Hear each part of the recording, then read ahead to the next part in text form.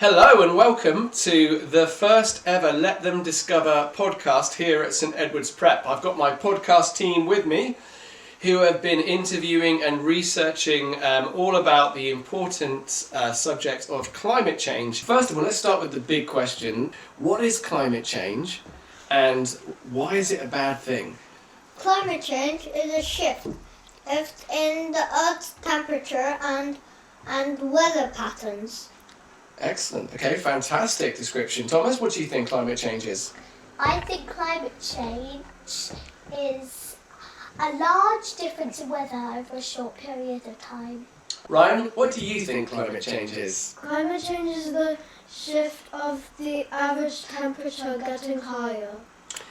And why is it a bad thing? What are we seeing as a consequence of that? Drew? So since the Earth's getting hotter, it causes droughts and wildfires and some other natural disasters. It could be even floods. Could be even floods. Thomas, what did you find out?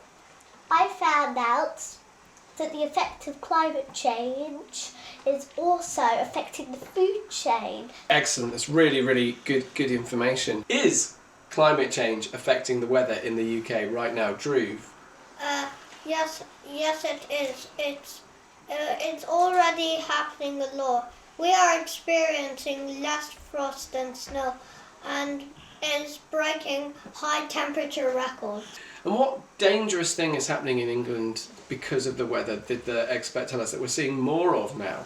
What was that, Thomas? Floods. Lots more floods, aren't we? Yeah. We found out a lot about this, didn't we? Let's go to that interview now and let's hear from Professor Cloke to see what she said and what you found out in that interview.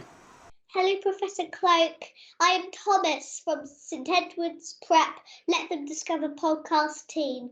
Thank you so much for agreeing to meet us today. Delighted to help you. Yeah.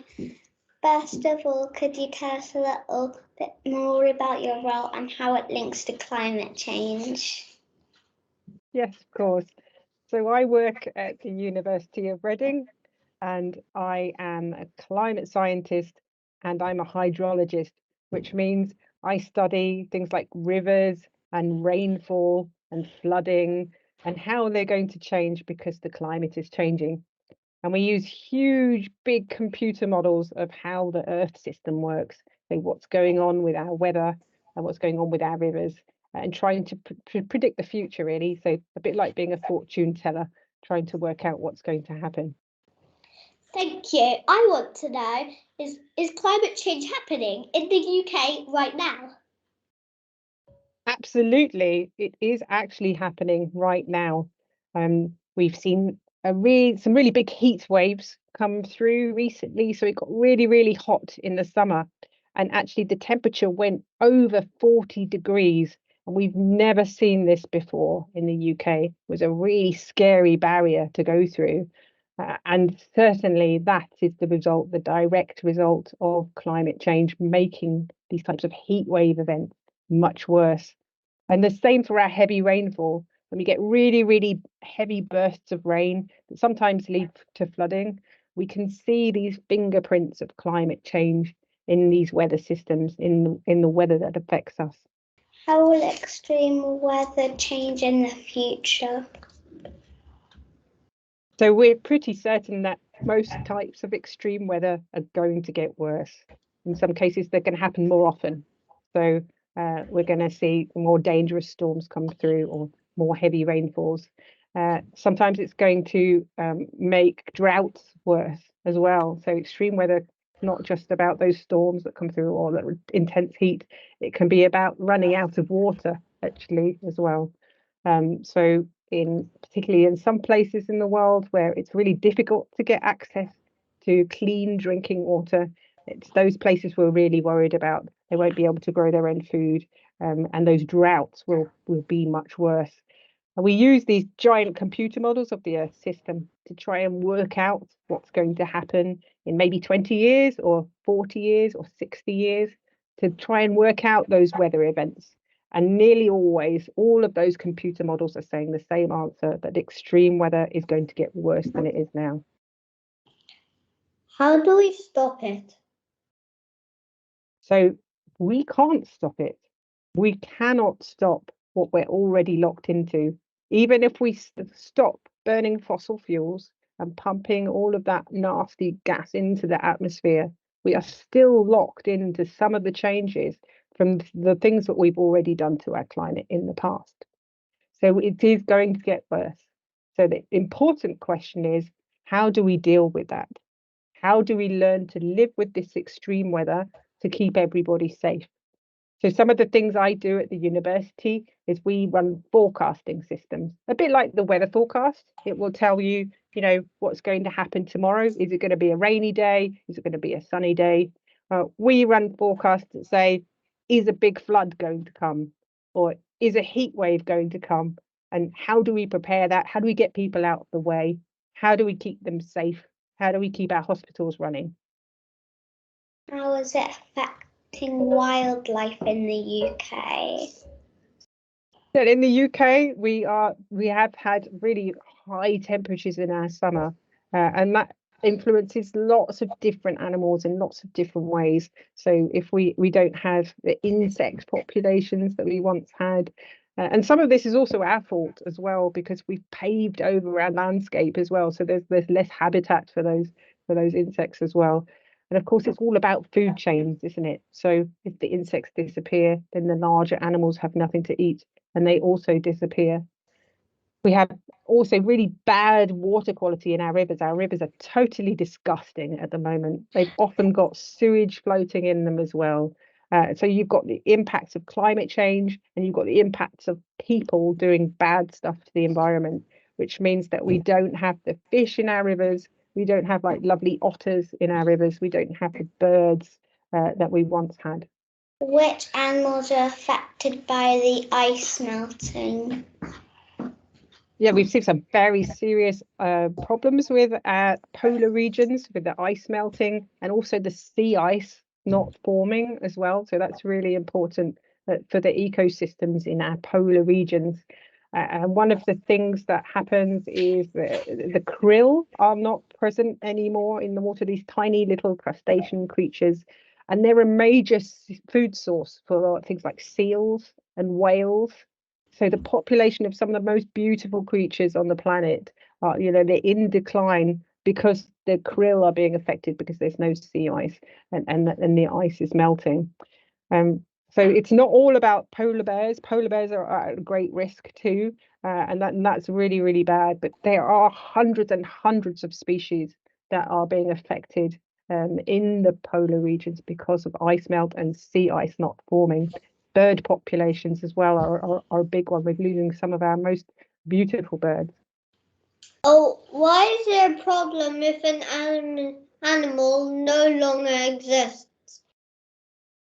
So if an animal no longer exists, that's just an absolute tragedy, really, because that animal is so very special and unique, and we can't get it back. We can't magic it back out of nowhere.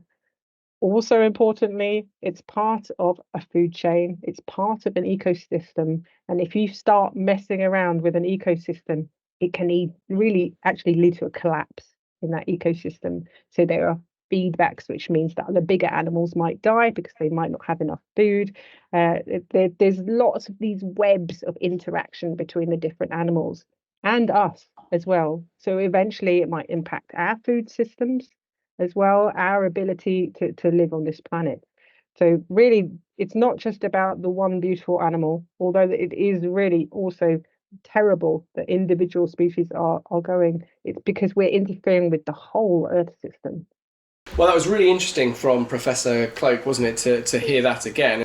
So now let's move on to going meat-free and not eating meat. This was a big thing that our pupils wanted to find out about St Edward's, and we go meat-free on Mondays, don't we? And we do this in the school. But does it really help the environment? And if so, how? My name's Dr. Dave McElroy, and I'm a marine ecologist from Australia. I live in the UK now. So I did a PhD looking at all the animals and plants and algae and things that live in the sea, and seeing how they live together. If you think about a cow, to make a cow, that cow has to drink lots of water, has to eat a lot of food. It has to take up a lot of space to make 1 kilo of beef. But if instead of 1 kilo of beef, you just ate 1 kilo of vegetables, that's a lot less. It doesn't have to be eaten by the cow first. You could eat that instead. Obviously, we know that that the methane is a strong greenhouse gas that comes from all of their toots that they do. But a big part of the climate change effect from eating meat is not just from the toots, but also just from the amount of resources that needs to be consumed in order to produce meat. How it relates to climate change is that the oceans are expected to get warmer, which means that it'll be a little bit warmer for everything that's living in there. But there's also something called ocean acidification. So when there's lots of carbon dioxide in the air and it mixes with the water, a chemical reaction happens to create something called carbonic acid, which is a bit spicy for the things to live in. It's only very mild, but it is an effect. And we're not only just causing more greenhouse gases, are we? There's other problems as well. Ryan, what other problems are there, because we have all these animals that we need to look after in order to eat meat? So we have to cut down trees to make space for the animals, but also trees, they help to absorb carbon dioxide, and then when we don't have that much trees, then it'll cause more climate change. Dr. McElroy talked a lot about this, didn't he? He talked about ideas and things that we could do. We have also been thinking about how things are produced. How do our clothes and the things we wear affect climate change? Oh my gosh, so that comes from both ends. So obviously your clothes need to be made, things need to be grown.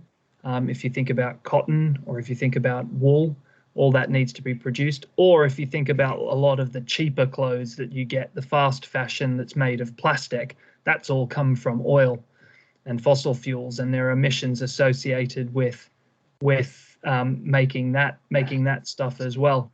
And then not only does it actually have to be made, but often it comes from somewhere across the world. So if you've got a t-shirt that's been made in China, there's a good chance that t-shirt has traveled on a ship all the way around the world, with that ship, burning petrol and diesel just to get to us. And then at the end of it, I guess you've got a t-shirt when you're finished with it. And what happens to that t-shirt? Well, usually it ends up going into the garbage and going into landfill, where it may rot and produce more greenhouse gases. So what's really important with your clothes is to get things that are going to last. It's better to have one thing that'll last for a long time, but also don't buy things that you'll only use once or twice. Really focus on just having a few good items of clothing. Are there any other things we produce that are particularly bad for the planet? Oh, so I think that the worst things that we have are the things that we don't really need. So if you have something that you want but you don't really need it, then it's better to not have it at all, because that could have a bad effect on the planet. One of the things that is really big at the moment is plastics. So if you think of a plastic bottle that you get a drink in, that you buy from the shop, and then that plastic bottle, if it gets thrown on the ground or littered, and it goes into the gutter, and then it goes into the drain, and then into a river, and eventually it ends its way in the ocean, in the waves, and it gets bashed around on the beach, it gets broken up into tiny little pieces of plastic. And there are bits of plastic absolutely everywhere in our world at the moment. So I guess the point is, make sure you put things in the bin, but even better, don't buy that plastic bottle with a drink in it at all. Have a nice glass of water at home. We hear a lot about electric cars. Do they really help? Yes, definitely. So the idea with an electric car is it doesn't have an exhaust pipe. It doesn't need to burn petrol. And so that means that if we had all electric cars dropping us off at school, then it wouldn't be so smelly in the morning or in the afternoon because there wouldn't be all of those fumes.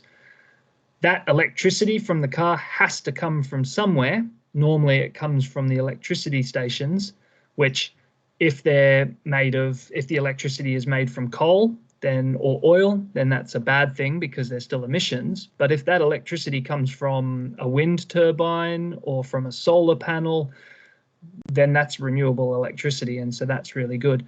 But again, even better than an electric car is no car at all. So if you can ride your bike, or you can walk, or you can catch the bus, that's the best option by far. Or if you get a really big dog and you could ride that to school, that would be fantastic as well.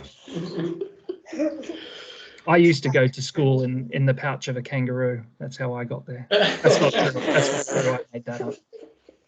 On behalf of the Let Them Discover podcast team, thank you for arranging this meeting with us today. No, it's been really great to talk to you guys. I'm looking forward to you guys being in charge in the future and solving climate change for us.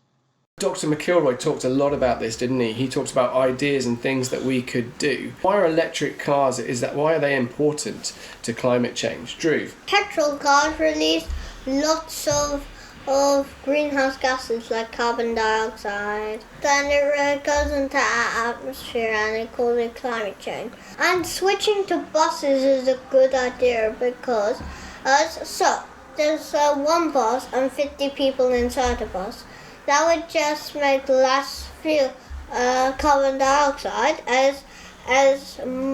but 50 cars with one person inside would make lots and lots and lots of carbon dioxide. That's a fantastic illustration, isn't it? So it's not just about driving electric vehicles, is it? It's also about thinking carefully about, do I need to get in the car in the first place? And what else, do we need to think about on our way to school in the morning? What other things could we think about being even more eco-friendly? What do you think, Ryan? Maybe we can walk or take a bike. So yeah, definitely. If we can walk or cycle, it's even better, isn't it? So let's move on to our final section, which is called action. Okay, what can we do about climate change is what we're thinking about. Now some more personal questions. How does climate change make you feel, and what are you doing for climate change in your day-to-day life? I think it makes me feel a bit sad because we know it's happening, and there are lots of things that we could be doing, but a lot of people aren't doing. I think it also makes me a little bit cross because with climate change, often the people that will be hurt the most by climate change or animals are the people that aren't making the climate change happen. So I feel like it's a bit unfair. Think about the polar bears. They didn't make climate change happen. It's a bit unfair that the polar bears have to be the ones that lose. In terms of what I'm doing, my favorite thing to talk about, and I think Mr. Parsons is probably sick of hearing me talk about it, is how much I love my bike. And we go everywhere on our bike. As a climate researcher, sometimes I can be a bit frightened about what the future looks like. But I always try and be positive and hopeful that we can do things. We can stop the damage that we're doing to our planet, and we can also take action to keep people and animals safe because of the things that we've already done to the planet. So on a personal level, I try very hard not to fly so much anymore. I try not to drive. I try to walk wherever I can. I'm vegetarian, so I don't eat meat anymore. So I made that decision. I try and tell people about climate change as much as possible. So I often go on the radio or the TV to try and talk about it and the issues, to try and spread the word that, this is a bad thing that is happening and these are the things we should do about it. What should the government do about climate change?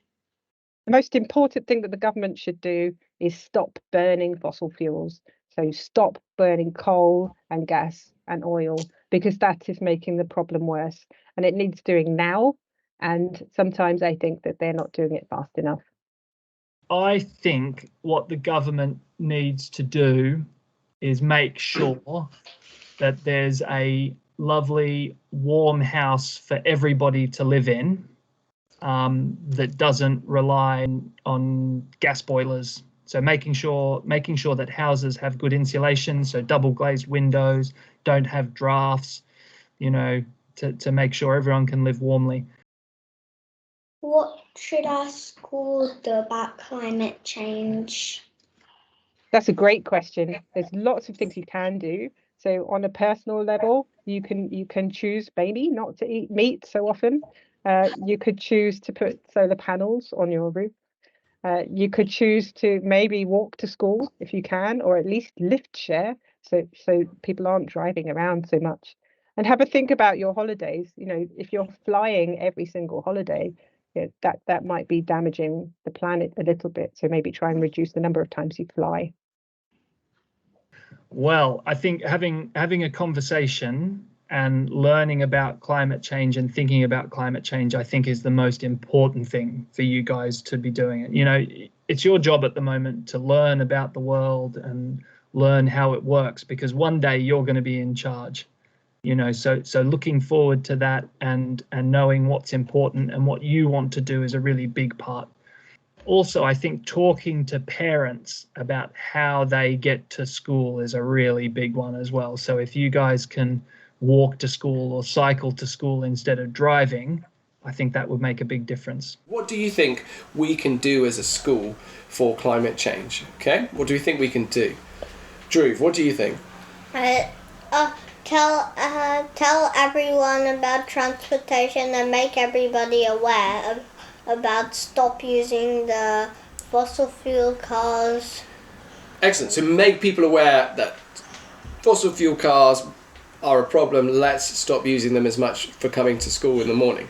Thomas, what do you think? I think we should go meat-free for a whole week every month, because that is my climate pledge. And tell us more about the climate pledge. What's that about? We're doing this for a climate summit to see if we can get a pledge for the school.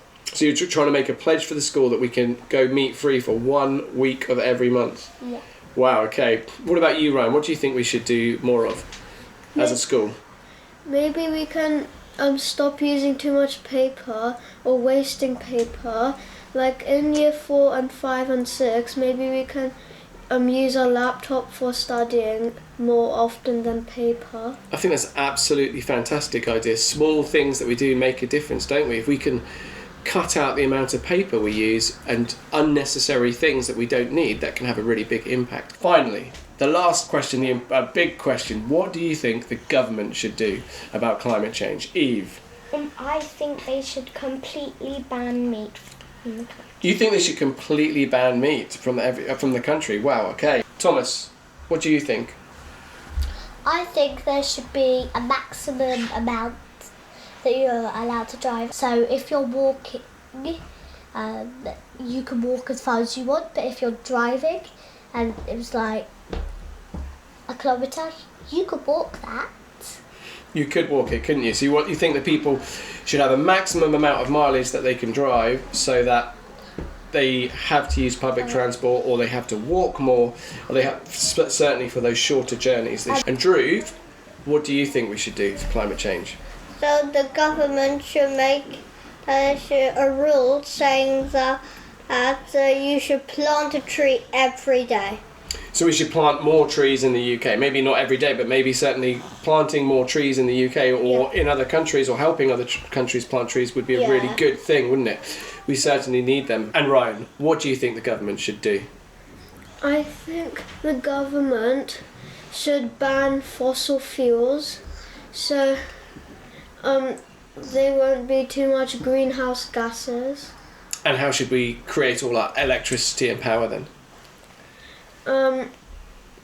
Maybe like with solar panels. Solar panels and wind turbines and clean energy. Excellent. Right, thank you very much, podcast team. Really, really well done on this, our first episode of the Let Them Discover podcast.